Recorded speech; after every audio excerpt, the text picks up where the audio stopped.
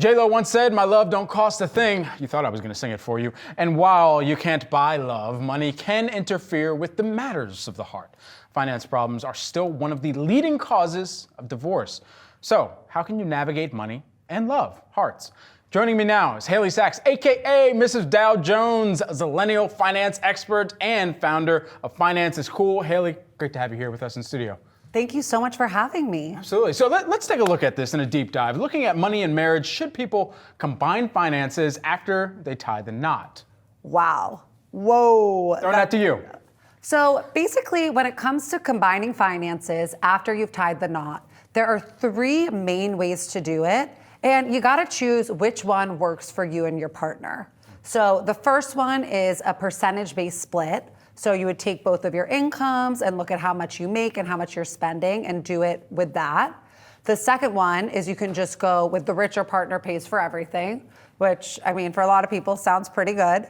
Just let them take care of it or you take care of it, whatever works. Sure.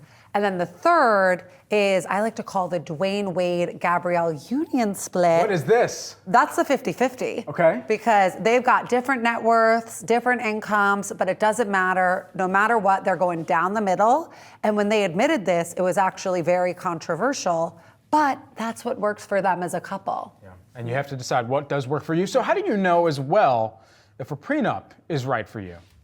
I mean, personally, I think a prenup is right for everyone just because it makes you go through your finances and be super open with who you're marrying about what you're bringing into the marriage. Because marriage is a contract. So, you know, the same way that people have health insurance or car insurance, a prenup is just marriage insurance. And seeing as 50% of marriages end in divorce, it sounds like something that we should all have. All right, if we haven't stepped on toes yet, we're about to step on toes with this next one. How do you navigate lending money to friends and or significant others as well?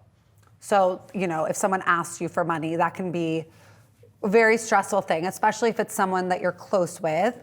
But I always say, take a second when they ask you, don't respond right away. And that's a great negotiating tactic. Why is that? Just in general.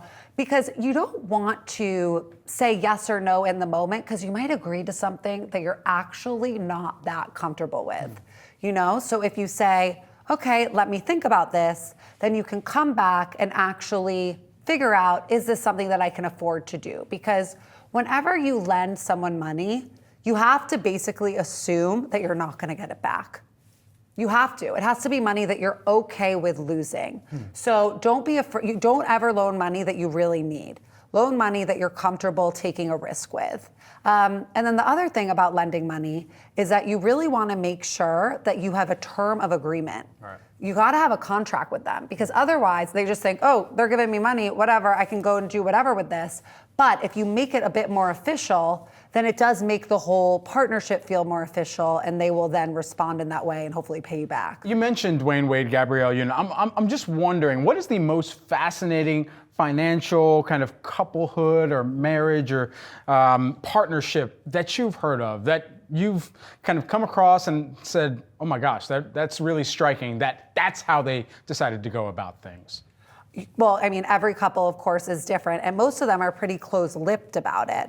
But I do like that 50-50 split for Dwayne Wade and Gabrielle Union.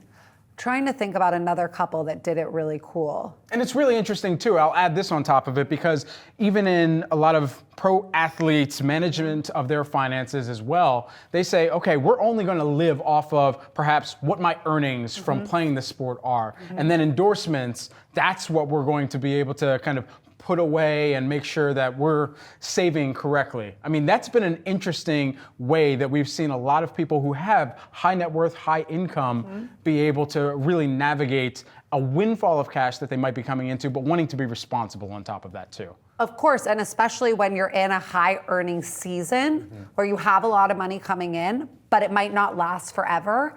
It's so important to just allocate a little bit of money for your living expenses, but then be putting the rest away for the future for those years that you're not a pro athlete. There aren't endorsements rolling in and things are a bit quieter, but then you still have that nest egg to rely on. Right, absolutely. All right, we're going to continue to have more of these conversations. Thanks so much for joining me on set. Thanks for having me.